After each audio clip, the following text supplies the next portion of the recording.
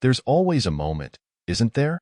That point where everything shifts, where the balance tips, and you realize your life isn't as solid as you thought. For us, it was subtle at first. Small changes, a shift in tone, the space between us growing wider, until that space felt like a chasm I couldn't cross. I didn't see it coming. I thought everything was fine.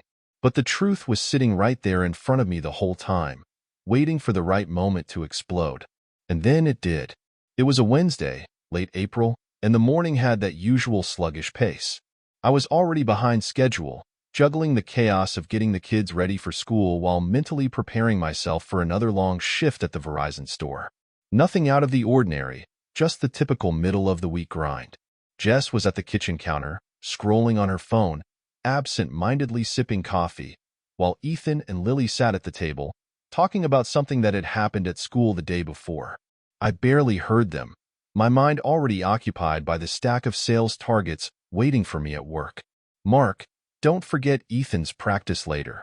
You're picking him up, right?" Jess asked without looking up.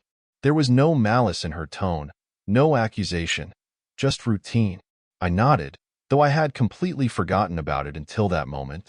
Yeah, I got it," I said, tugging at my tie and glancing at the clock. I'd have to leave soon if I wanted to get to the store before opening. The day was already starting to feel like a treadmill, one foot in front of the other, without really going anywhere. I watched Jess for a second longer than usual. She didn't notice. Her thumb slid across her phone screen like she was lost in some distant thought, her coffee now forgotten on the counter. We hadn't really talked much lately, not about anything that mattered. Our conversations had become mechanical, more about logistics and less about each other. I wasn't exactly sure when it had started, but the gap between us had grown wider over time. I hadn't thought too much about it, though. With work, the kids, and everything else, life just had a way of getting in the way. "All right, kids, let's go," I said, grabbing my keys and ushering them out the door. Ethan scrambled to grab his backpack while Lily, always dragging her feet, took her time. I gave Jess a quick nod, which she barely acknowledged, and I stepped out into the brisk morning air. The drive to the kids' school wasn't long, and I went through the motions like I did every weekday, drop them off, wave goodbye, then head to work. I'd been at the Verizon store for years now, grinding away, trying to climb a corporate ladder that seemed to get taller with every rung. It wasn't glamorous, but it paid the bills, and with Jess working part-time, it was up to me to make sure everything kept moving. That was my role, the provider. By the time I got home that evening, it was already dark. Ethan's baseball practice had run late, and I'd grabbed takeout for dinner on the way back. The kids were exhausted, and I was barely hanging on myself. As I stepped inside, I caught a glimpse of Luke's truck parked at the curb, a familiar sight by now. Luke had been coming around more often lately, always lending a hand with something. Fixing a leaky faucet, helping the kids with their homework, or just hanging out. He was the kind of guy who could make himself comfortable anywhere, slipping into our lives without much fanfare. I hadn't thought twice about it. After all, he was family, my cousin. The kids loved him, and Jess seemed to appreciate the help around the house. It took some of the load off her, and that was fine by me. I figured it was good to have someone else around when I wasn't there, which was often. As I walked into the kitchen, Jess and Luke were sitting at the table, laughing about something. I couldn't make out what it was, but their ease with each other was palpable. It was subtle, just beneath the surface, but there was a shift in the air between them, something that hadn't been there before. "Hey, how was practice?" Jess asked, her eyes briefly meeting mine before drifting back to Luke. "Good," I said, dropping the bags of takeout on the counter. "Kids are beat. They'll probably crash after dinner." "Perfect," Luke chimed in, smiling as he leaned back in his chair, arms crossed casually over his chest. "Means we can get some quiet time." His joke felt harmless enough, but there was something in the way he said it that made me pause. I couldn't put my finger on it. I shrugged it off. Maybe I was just tired. I didn't have the energy to think too hard about it, not after a long day. Later that night, as I lay in bed, I tried to shake the gnawing feeling that something was shifting between Jess and me. The routine we had fallen into felt comfortable, but not in the way comfort is supposed to feel. It was more like being trapped in a loop that I couldn't break out of. Jess had long since turned out the light and was scrolling through her phone again, lost in her own world. She'd barely said anything after Luke left, just a quick good night, before rolling over and retreating into her corner of the bed. I stared at the ceiling, trying to remember the last time we'd had a real conversation. One that wasn't about picking up the kids or paying the bills. It had been weeks, maybe months. The space between us wasn't just physical, it was emotional, and it was growing. The thought of saying something, asking her outright if something was wrong, crossed my mind. But as I turned my head to look at her, already deep in whatever she was reading on her phone, I pushed the idea away. What was there to say? I could already hear her answer in my head. It's nothing, Mark. I'm just tired.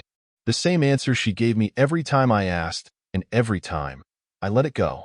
I closed my eyes and drifted into a restless sleep, unaware that this was just the beginning. Something was off, and I knew it, but I wasn't ready to face it just yet. Thursday rolled around, and the day unfolded much the same way. Work was a blur of sales pitches and customer complaints, and by the time I got home, Luke was there again, helping Jess with something in the garage. I didn't think much of it at first. Luke was handy, always had been, but when I saw them talking, standing a little too close, sharing a laugh that felt just a little too intimate, I felt a flicker of something in my chest. Not quite anger, but something unsettling. I shook it off, though. They were family. Jess was just tired, and I was overworked. That's all it was. I'd make it right, somehow. But that flicker wouldn't go away. It stayed with me, growing stronger with each passing day, like a slow-burning fire that I couldn't quite control. And as the days rolled on, that gap between Jess and me, it wasn't just growing. It was widening into something I could no longer ignore.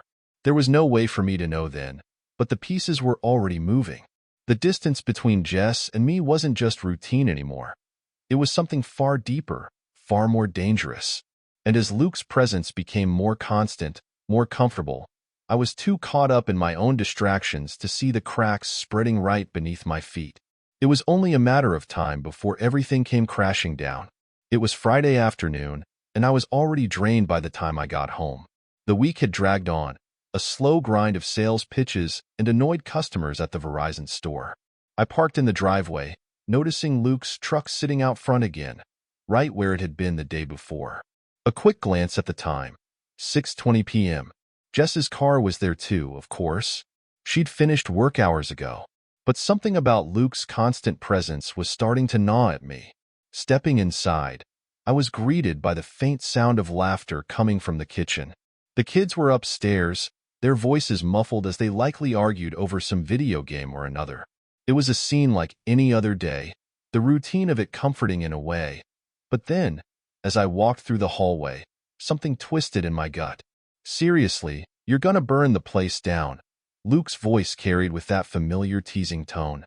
Only if you don't keep a closer eye on the oven. Jess shot back, laughing. I pushed open the door to the kitchen, and there they were. Jess was at the stove, stirring something in a pot, while Luke stood a little too close, leaning casually against the counter, arms crossed, grinning. He looked up when I entered, a flicker of recognition in his eyes before he nodded toward me. Hey, Mark. Just helping Jess out. I guess I'm better at making spaghetti than you are, he joked, flashing that easy smile he always had. I forced a chuckle, walking over to grab a glass from the cabinet. Yeah, well, I've got other talents, I said, trying to match his tone, but the discomfort wouldn't fade. As I poured myself some water, I watched them out of the corner of my eye. Jess gave Luke a playful shove, laughing softly as she told him to move so she could get to the oven. I'm not sure what exactly it was, the way her hand lingered on his arm a second too long, or the way Luke didn't move, as if that brief touch was somehow natural. That's when I felt it. The first red flag. It wasn't a slap in the face, but it was there, subtle, lingering just beneath the surface. Something between them wasn't right, and for the first time, I couldn't shake the thought. So, what's for dinner? I asked, trying to keep my voice steady, casual. Just pasta, Jess answered, not looking at me. Luke's been helping out around here, so I thought I'd whip up something quick. Always helping, I muttered, taking a sip of water. Seems like you've moved in, Luke. Luke laughed again, but this time, the sound felt forced. Just lending a hand. You know how it is, man. The ease in his voice grated on me. I didn't say anything else, though. Not yet. It was a moment. Just a moment. Maybe I was being paranoid. After all, he was family. But as Jess slid past him to get a dish from the cabinet, the way they moved around each other felt too familiar, like they had been rehearsing this routine far longer than I realized. I forced a smile, watching them as if they were actors in a play I wasn't quite part of. That night, after dinner, I lay in bed, staring at the ceiling. Jess was next to me, scrolling through her phone as usual.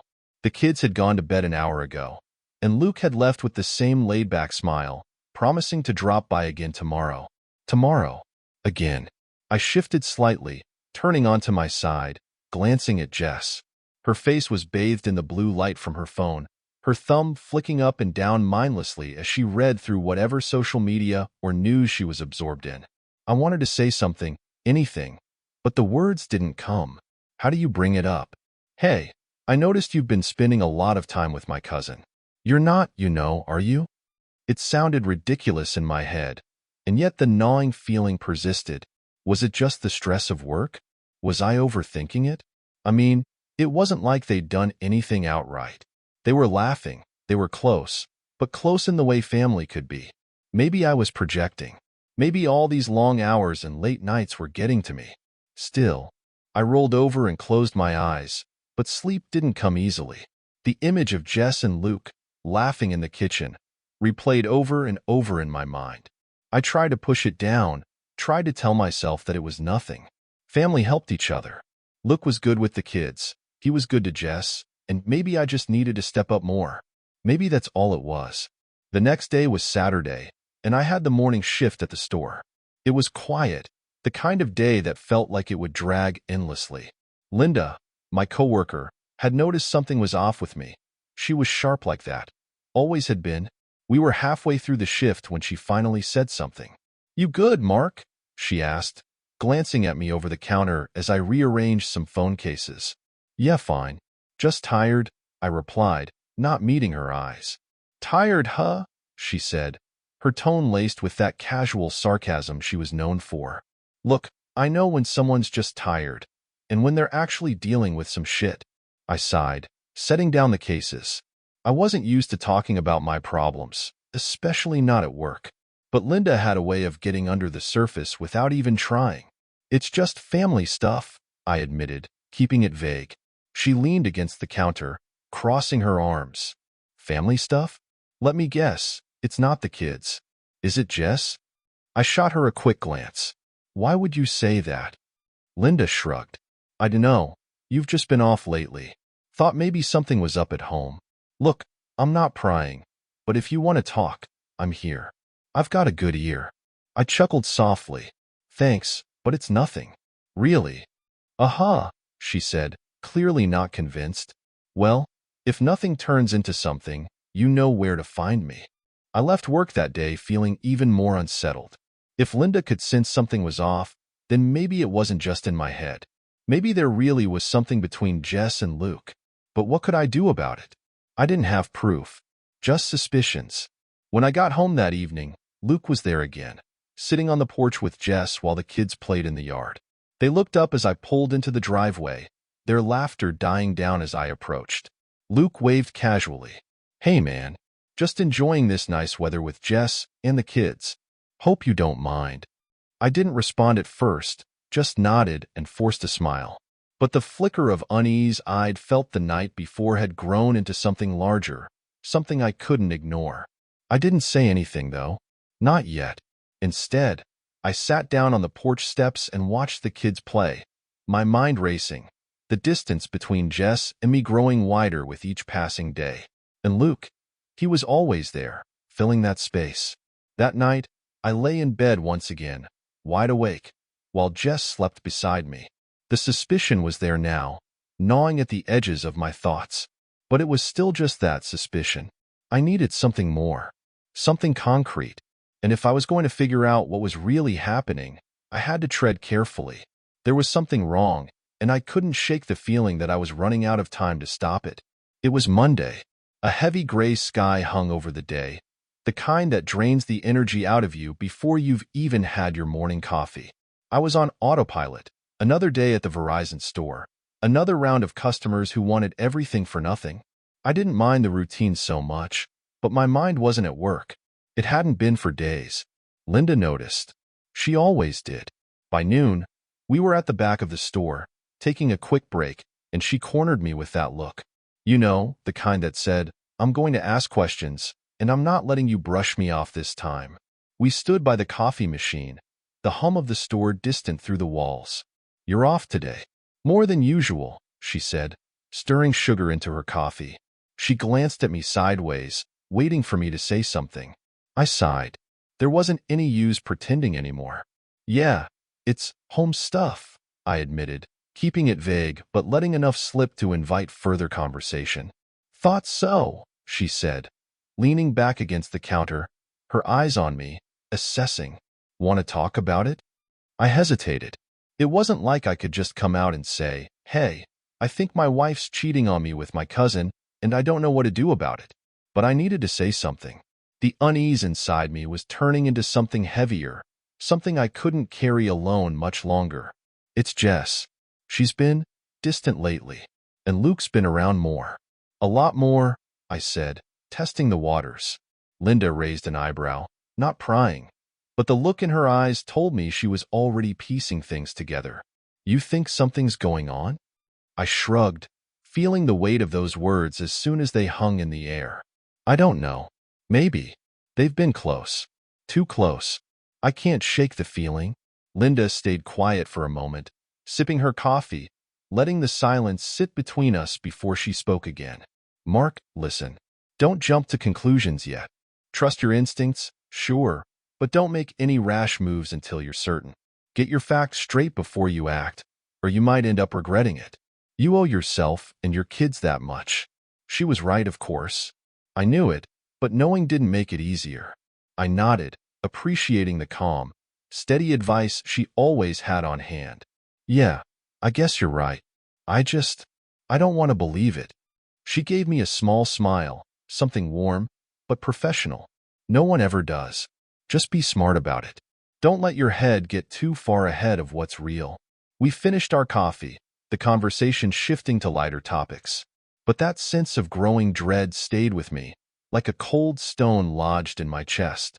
That evening, I came home to the same scene I had been coming home to for weeks. Jess in the kitchen, Luke at the counter. Ethan and Lily's voices echoed down the hall from the living room, bickering about something on TV. I walked in, the weight of suspicion pulling at my gut. "Hey," Jess said over her shoulder, barely glancing up from the cutting board. She was chopping vegetables, preparing dinner. Luke, as usual, was right beside her. Too close. I hung my keys on the hook and leaned against the doorframe, watching them for a moment. Jess moved past Luke to reach for something, and his hand brushed against the small of her back. A brief touch, nothing anyone else might notice. But I did. It was too casual, too natural. It was the kind of touch you didn't share with someone who wasn't your partner. The knot in my chest tightened. "Luke, you sticking around for dinner again?" I asked, my voice even, though I could feel the edge creeping in. I couldn't help it. He looked up, his easy grin faltering for just a second before he caught himself. "Yeah, if that's cool with you. I mean, the kids love when I hang out, so I figure why not?" "Right?" I muttered, pushing myself off the wall. Lucky us. I didn't say anything else, just headed to the living room, my mind running circles around that brief moment in the kitchen. The way Jess hadn't flinched when Luke touched her. How natural it all seemed, like it had been going on for longer than I realized. Later that night, after the house had quieted down, I did something I hadn't done before. I picked up Jess's phone from the nightstand while she was in the bathroom. My hand shook a little as I held it, my mind racing. What was I even looking for? Proof? Confirmation of my worst fears? I unlocked her phone, my thumb hovering over her messages. I told myself I wouldn't dig too deep, just a quick look to put my mind at ease. But as I scrolled through, there was nothing. No text to Luke. No signs of anything unusual. Still, I couldn't shake the feeling that something was there, just below the surface, hidden in plain sight. Then I remembered the location tracker we used for family safety. It was mostly for the kids, but we all had it installed on our phones. I opened the app and checked Jess's location history for the day. She had told me she was going to pick up groceries earlier, but the tracker showed something else. Luke's house. She'd spent nearly an hour there. I closed the app, my heart thudding in my chest. She'd lied, and now I couldn't ignore it anymore. The next morning, I confronted Jess. Not directly, but enough to test the waters. It was Tuesday, and she was sitting at the kitchen table, sipping her coffee while scrolling through her phone as usual. "You get the groceries yesterday?" I asked casually, pouring myself a cup of coffee. She didn't look up. "Yeah, after work." "Strange," I said, keeping my voice light, as if it didn't matter. "Saw on the tracker that you were at Luke's place for a while. Did you guys hang out?" Her fingers paused on her phone screen, just for a second, before she quickly recovered. "Oh yeah, I swung by after the store. He needed help with something, so I stopped in for a bit." There it was. A lie. I could see it in the way she avoided my eyes, in the too casual way she said it. My stomach tightened, but I didn't press her further. Not yet. I didn't have enough to accuse her outright, and I wasn't going to make a scene. Not until I had something more concrete. "Right?" I muttered, taking a sip of my coffee. "Just making sure." She gave me a strained smile, and I knew. I knew something was happening between them, and now it was just a matter of time before I had proof. From that day on, I started paying closer attention. I watched how they moved around each other, the small touches, the glances. I started tracking her location more frequently, noting down the lies, the inconsistencies in her stories. Jess was careful, but not careful enough. I saw the patterns forming, how she'd visit Luke's house after work, or how she'd linger longer than necessary when he was over. And still, I needed more. I couldn't confront her with just half-truths and suspicions. I had to be certain. At work, Linda noticed I was quieter than usual. She didn't push, but I could tell she was curious. We shared a coffee break later in the week, sitting outside the store in the small, fenced-off patio. "You look like you've got a lot on your mind," she said, watching me as I stared off into the distance. I sighed, running a hand through my hair. "It's Jess. I think something's going on. Something I can't ignore anymore." Linda didn't look surprised. She had that knowing look in her eyes, the one that said she'd seen this play out before. "So, what are you going to do?" "I don't know," I admitted. "I'm trying to figure it out. I've been tracking her phone, seeing where she goes. There's too much that doesn't add up, but I don't have proof yet." She nodded, her expression thoughtful. "You've got to protect yourself, Mark. Don't wait too long.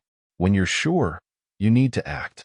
And make sure you're ready for whatever happens next." I knew she was right. I couldn't sit on this forever. The storm was coming, and it was only a matter of time before it hit. That night, as I lay in bed, I knew the clock was ticking. I couldn't shake the feeling that everything was about to change. I was close to the truth, closer than I had ever been. And soon, there'd be no turning back. It was Wednesday morning. The kind of morning where the sky was blanketed in thick clouds, hanging low like a promise of rain that never seemed to come. The unease I'd felt for weeks was no longer a dull ache. It was a constant throb. I was done doubting. There was no more space left for indecision. The evidence had piled up, each small piece slotting perfectly into place. I couldn't ignore it anymore, and now I needed to act. I called Mike Daniels the moment I got to work. No hesitation. Mike had been recommended by a guy at the store who went through a messy divorce last year, and if anyone knew how to navigate this kind of storm, it was Mike. He was sharp, calm, and calculated, exactly what I needed. We scheduled a meeting for later that afternoon, just after lunch. As I sat at my desk, pretending to care about selling phones and dealing with customer complaints, my mind kept drifting to what I had to do next. I wasn't nervous anymore. This wasn't about suspicion or hurt feelings. This was about protecting my kids, making sure they were safe, and that Jess and Luke would have no part in tearing them apart. By the time I walked into Mike's office at 2 p.m. sharp, I was ready. The place was typical for a family attorney: neutral colors, neat but not overdone. Mike sat behind a large oak desk, his glasses perched on the bridge of his nose as he looked up from a pile of papers. "Mark," he said, standing to shake my hand. His grip was firm, reassuring. "Come on in, let's talk." We sat down, and I laid everything out. Jess's lies, Luke's constant presence, the fact that she had been sneaking off to his house, the late-night touches I couldn't ignore any longer. Mike didn't seem surprised. He'd heard it all before, I'm sure. Still, his focus was on the facts, the cold, hard evidence I could use to make sure my kids came out of this unharmed. "First things first," Mike said, adjusting his glasses as he looked over the notes he'd taken. "You need to protect yourself and your children. The most important thing is gathering enough evidence to secure custody. You'll need documentation, location tracking, anything that proves she's been lying. And if you can gather proof of an affair with Luke, well, that will work in your favor." I nodded. I'd already started collecting what I could: texts, location histories, and notes on the lies she'd fed me over the last few weeks. Mike continued, "You'll also want to protect your assets. Make sure that you're financially securing yourself before anything comes to light. Move money into separate accounts if necessary, just to make sure nothing disappears when things blow up." I leaned back in my chair, absorbing everything. It was a lot, but it was clear. A path laid out in front of me. "What about Luke?" I asked, my voice steady but colder than it had been before. "I don't want him around my kids." Mike nodded. "We can address that in court. You'll need to prove that his influence is harmful or inappropriate. If he's interfering with your marriage and the emotional well-being of your children, the court will take that into account. But it'll come down to evidence." Evidence. It always came down to that. I had enough to act, but I knew I needed more to win. Mike gave me a firm look. "Once you're ready, once you have everything in place, we'll move quickly. Jess won't know what hit her." That's what I wanted. Quiet. Calculated. I didn't want a dramatic explosion. I wanted control. We wrapped up the meeting, Mike outlining the next steps with clinical precision. I left his office feeling the weight of decision, but there was no fear anymore. It was all momentum now. There was no turning back. I met Linda later that evening. We sat at a small cafe near the store, the kind of place where nobody really pays attention to who's coming or going. The air smelled faintly of roasted coffee beans, the soft murmur of conversation blending with the clatter of cups and spoons. It was quiet enough for a private conversation, and that's exactly what I needed. She was already there when I arrived, sitting at a table near the window. She smiled when she saw me, something warm and understanding in her eyes. It was the kind of look that made me feel grounded, like maybe I wasn't as lost as I'd felt the past few weeks. "Hey," she said as I slid into the chair across from her. "You look calmer." "Yeah," I said, running a hand through my hair. "Met with the lawyer today. Things are in motion." Linda leaned forward slightly, her gaze steady on mine. "What's the plan, then?" I told her everything, about Mike, the evidence I'd been gathering, the steps I'd need to take to protect the kids. She listened without interrupting, her face thoughtful, occasionally nodding as if she were weighing everything I said. "You're doing the right thing, Mark," she said when I finished. "You've got to protect your kids, and you've got to make sure you come out of this clean. Jess won't see it coming if you play this right." I exhaled, feeling a strange mix of relief and exhaustion. "Yeah, I just didn't think it would come to this, you know? I don't know what I thought." Linda reached across the table and touched my hand, just briefly. It was a simple gesture, nothing more than a moment of connection, but it felt like something solid, something real in the middle of all the chaos. "You're handling this better than most people would. You've got your priorities straight." I looked at her, appreciating her calm, steady presence. "Thanks," I said, "for listening, for everything." She smiled again, but this time, there was something else in her eyes. Something softer, maybe admiration. She hesitated, then said, "If you need somewhere to stay, if things with Jess get worse before they get better, I have a spare room. No strings attached. Just a place to clear your head if you need it." The offer took me by surprise. Not because Linda wasn't the type to help. She'd always been kind, considerate, but because I hadn't even thought that far ahead yet. It was practical. safe. And right now, that's all I needed. I'll keep that in mind, I said, my voice genuinely grateful. But right now, I've got to keep things quiet. I don't want Jess to see this coming. Linda nodded, understanding without me having to explain further. We sat for a little while longer, the conversation drifting into lighter topics, work, the weather, anything to take the edge off. But even as we talked, my mind was elsewhere. I was already planning my next move. When I got home that night, Jess was in the living room, reading a magazine. Luke wasn't there this time. The house felt emptier without his presence looming around every corner, but the silence only made the distance between Jess and me more palpable. I walked past her without saying much, heading upstairs to check on the kids. I kissed them goodnight, making a silent promise to them as they slept. I was going to fix this. I was going to make sure they were safe. Back downstairs, Jess called out to me as I passed by the living room again. "Mark, you all right? You've been quiet lately." I stopped, looking at her. She seemed relaxed, completely unaware of the storm brewing right beneath her feet. "Just tired," I said, keeping my voice steady. "Long day at work." She nodded, looking back down at her magazine. I stood there for a moment longer, wondering if she even noticed the shift, if she had any idea what was coming. But if she did, she didn't show it. I went to bed that night knowing the wheels were in motion. Jess thought everything was still under control, that I was none the wiser. But the pieces were falling into place, and soon, everything would be laid bare. The next steps were clear. I had to gather more evidence, solidify my position, and make sure everything was lined up for when the time came. Jess wouldn't know what hit her. And as for Luke, his time was coming too. No more doubts. No more hesitation. This was about protecting my children, securing our future, and making sure the betrayal didn't destroy what I had worked so hard to build. The storm was gathering, and I was ready to face it head-on. It was a Friday evening, and the rain had started falling just after I left work. The air was heavy, wet, and cool, with that lingering scent of earth soaking up the downpour. I had told Jess I'd be working late, inventory at the store, some excuse that gave me a reason to be gone well into the night. The truth was, I wasn't going to the store at all. Everything had already been set in motion. There was nothing left to wonder, no room for doubt. I had played my part, observed, waited, and collected. Now, it was time for something concrete, the final push to turn this suspicion into undeniable proof.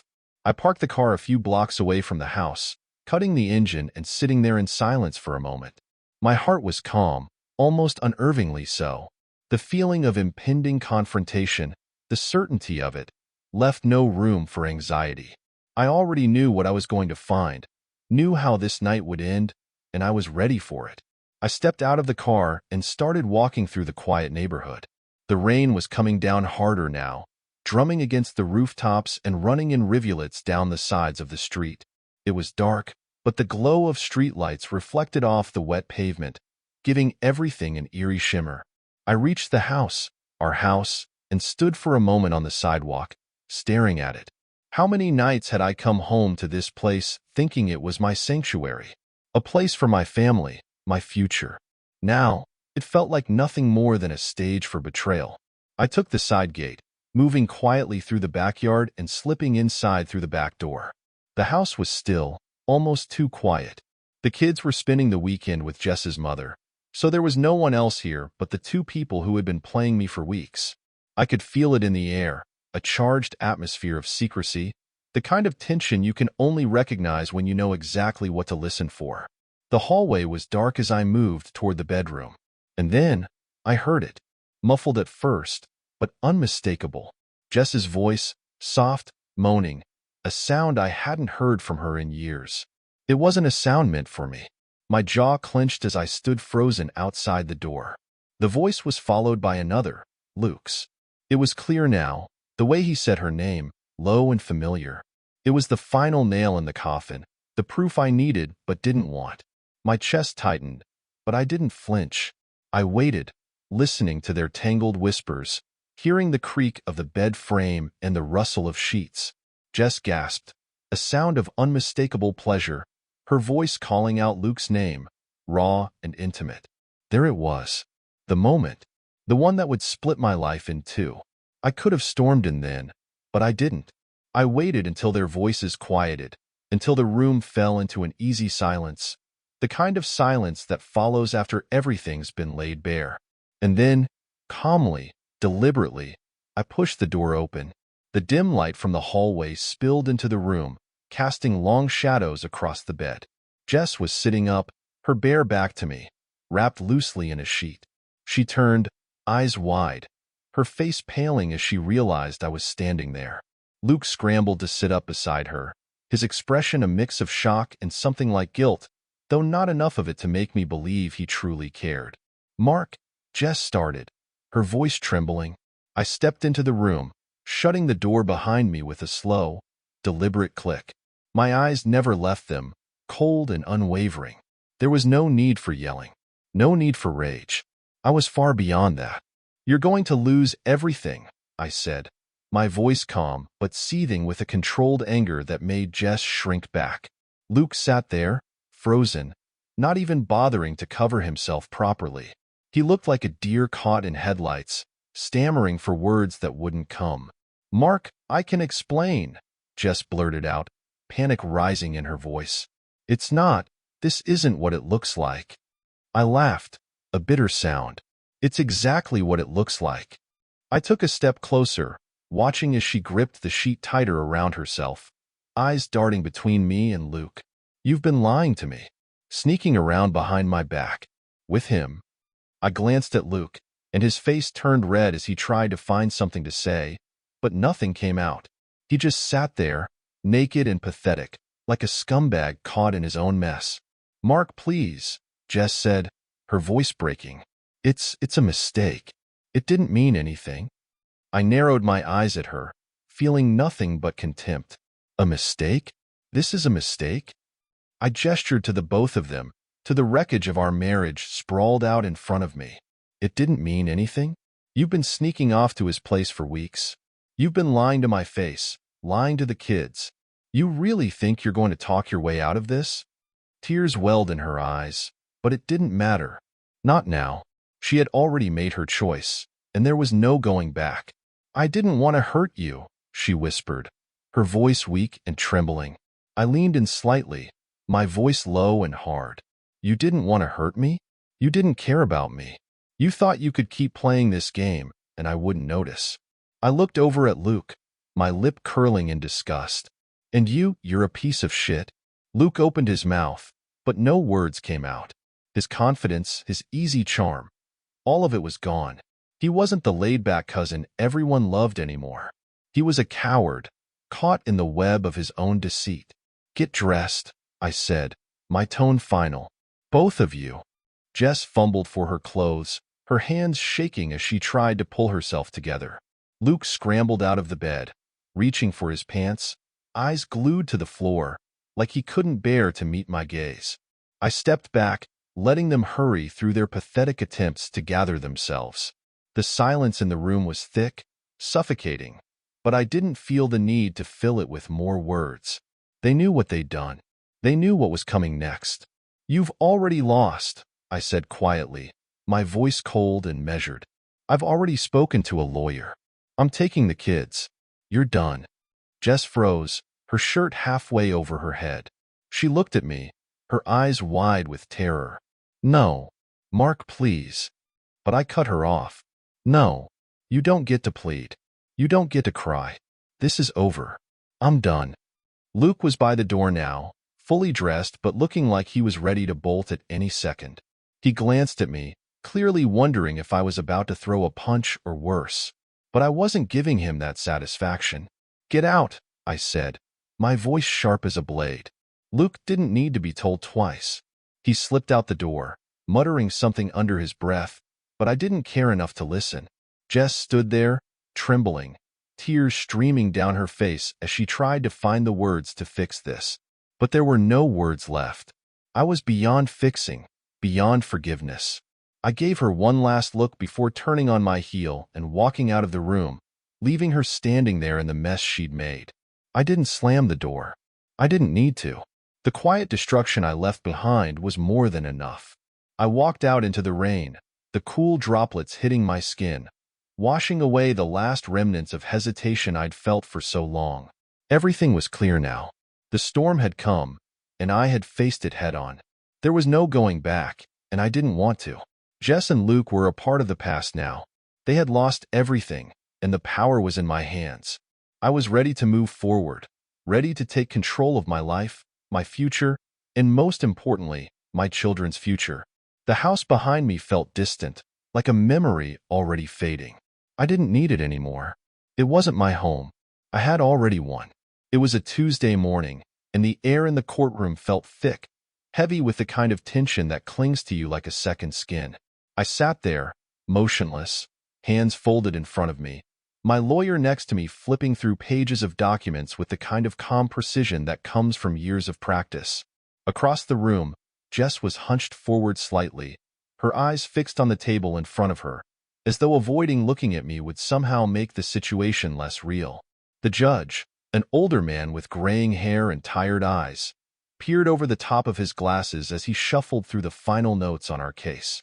His expression was unreadable, cold even, but I wasn't nervous. Not anymore. This wasn't a time for nerves. This was the endgame, and I had come prepared for it. I had collected everything I needed, stacked every piece of evidence methodically, waiting for this moment. The texts, the call logs, the location records, it all pointed to the truth that Jess had been trying to hide. And now it was time to let it speak for itself. The judge cleared his throat, and the room seemed to still even more. This court has carefully reviewed the evidence presented, he began, his voice steady, deliberate. What is evident is not simply the fact of infidelity, but the considerable damage done to the stability of this family unit. Mrs. Robbins, your actions have shown a disregard for the emotional well-being of your children by engaging in an affair with a close family member, which has caused significant strain on your marriage and household. I didn't look at Jess, but I could feel the tension radiating off her as the judge's words settled into the room. She knew. I knew. This was the point of no return. The judge continued, his tone now firm, unwavering. This court's primary concern is the welfare of the children, and it is clear that the environment under Mr. Robbins' care would provide more stability and emotional security. Jess was trembling now. I could hear the soft intake of her breath, like she was fighting back tears. I didn't flinch. The time for emotion had passed. Full custody of the children will be awarded to Mr. Robbins, with visitation rights granted to Mrs. Robbins under supervision until further review. There it was, the verdict I had been waiting for. The final nail in the coffin that Jess had built for herself. The gavel struck the desk with a sharp, definitive crack, and the tension that had been coiled tightly in my chest finally released. I stood up, nodding to my lawyer. Jess was crying now, soft sobs that barely filled the space between us. She tried to say something. Maybe it was an apology, maybe it was an excuse, but I didn't want to hear it. She had made her choice long before this moment, and I had made mine. The days after the ruling felt like a blur, a rush of packing boxes and moving into the new house. The kids had adjusted quickly. They were young, resilient. I had explained the situation to them in a way that made sense without burdening them with the ugly details. This house, our new house, was smaller, cozier, but it was ours. It was a place where we could rebuild, away from the shadow Jess had cast over our lives. Linda had been a constant presence throughout all of this. She helped with the move, packing up boxes, arranging the furniture, making sure the kids had everything they needed. She had been there when I needed her most, offering a quiet strength that I hadn't realized I'd come to rely on. We hadn't talked much about us, about what we were, or what we could be, but it was there. A quiet understanding. We didn't need to rush into anything. After all, I had just come through the wreckage of a marriage. But with Linda, things felt different. Real. Uncomplicated. It was a Friday evening, about 2 weeks after the move.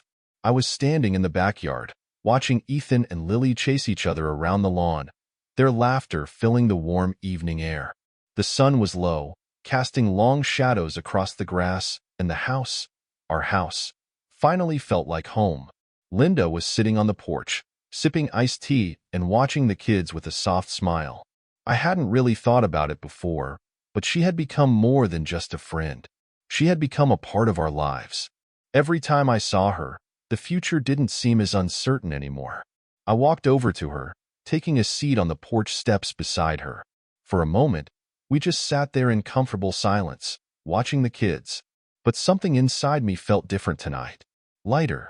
The burden I had carried for so long was gone, and for the first time in a long time, I felt ready. You know, I started, glancing over at her. I've been thinking about a lot of things lately. About the kids, about this new chapter we're starting here. Linda looked at me, her eyes soft and curious. Yeah. I took a breath, trying to find the right words. You've been here for all of it. Through the mess, through the toughest parts. I never really thanked you for that. She shook her head gently. You don't need to thank me, Mark. I'm happy to be here. I care about you, and I care about the kids. I know, I said, meeting her gaze. But it's more than that, Linda. You've been more than just support. You've been everything. Her eyes widened slightly, the surprise clear on her face, but I could see the warmth there too, that understanding we'd always shared. I can't imagine doing this without you, I continued. And I don't want to. The weight of my words hung in the air for a moment, and then I turned to face her fully. Linda, I think we've both known for a while that there's something between us. Something real. And I don't want to tiptoe around it anymore. Her breath caught, and for a moment, she looked almost unsure. But then, her hand found mine, squeezing gently. Are you sure? She asked softly, her voice barely above a whisper. I nodded, the decision already made in my heart. Yeah, I'm sure. I want you in my life, Linda. Not just as a friend, but as something more. For me, and for the kids.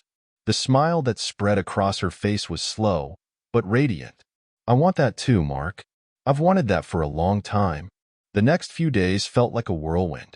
Between adjusting to the new rhythm of our life and deepening my connection with Linda, everything seemed to fall into place. It wasn't rushed. There was no pressure. Just the steady, easy flow of something real. But it wasn't until a quiet Sunday evening that I made my next move. The kids were inside, playing a board game at the kitchen table, and Linda was sitting on the couch, reading one of her favorite books. I joined her, sitting close, feeling the warmth of her presence as natural as breathing. I had thought about this moment for weeks, months even, but tonight, it felt right. Linda, I said, my voice low, serious, I don't want to wait anymore. She looked up from her book, curiosity in her eyes. Wait for what? For us. I reached into my pocket, pulling out a small velvet box, holding it between us. Her eyes widened, her hand flying to her mouth as she gasped. Mark, I know we've been through a lot, and I know this is fast, but I don't care about timelines. I care about what's right in front of me. You've been my rock through all of this, and I don't want to waste any more time pretending that we're not ready for this. I opened the box, revealing a simple but beautiful ring. Linda Thompson, will you marry me? Tears welled in her eyes, and for a moment, she was speechless. But then, with a smile so bright it lit up the entire room, she nodded. Yes, Mark. Yes, I'll marry you. The next few months were a blur of happiness, planning, and settling into a new life that felt nothing like the one I'd left behind. Linda became more than just a partner. She became part of the family. The kids adored her, and together, we built something strong, something that felt unshakable. The legal battle was over, the custody settled. Jess faded from the center of my life, reduced to supervised visits that the kids hardly seemed to care about. But more importantly, the shadow of betrayal was gone. I had moved forward, not just surviving, but thriving. And with Linda by my side, I was ready for whatever came next. One afternoon, I stood in the backyard of our new home, watching Ethan and Lily play in the grass. The sun was setting, casting a warm glow over everything. Linda was beside me, her hand resting lightly on my arm. For the first time in years, I felt whole. Looks like everything's finally falling into place, Linda said softly, her eyes on the kids. I smiled, feeling the peace settle over me. Yeah, it really is. For the first time in what felt like forever, I wasn't looking back. I wasn't waiting for the next disaster. I was living, right here, right now, in a life I had rebuilt from the ground up, and it felt damn good. Thank you for listening to this story. Subscribe to the channel, put a like under the video, and write a comment about how you like this story.